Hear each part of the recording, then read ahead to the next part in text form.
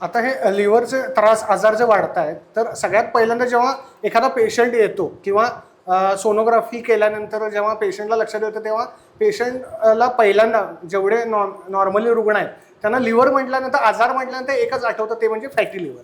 तर मग fatty liver म्हणजे लिव्हर सिरोसिस का, आणि ते नसेल तर मग फॅटी लिव्हर आणि लिव्हर सिरोसिसमध्ये काय फरक आहे? खूप मोठा फरक आहे की फॅटी लिव्हर ही कंडिशन ही अगदी अर्ली स्टेज आहे असं म्हणता येईल.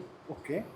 बऱ्याच वेळा आपण पाहतो की शरीरावर मेद संचिती झालेली दिसते, फॅट जमा झालेलं दिसतं, पण ज्या वेळेला हे फॅट लिव्हर या अवयवावर साठायला लागतं आणि या फॅट ग्लोब्युलन्स लिव्हरच्या पेशींच्या आतमध्ये पण साठायला लागतात, त्यावेळेला त्या लिव्हरचं फंक्शन डिस्टर्ब व्हायला चालू होतं. बरोबर.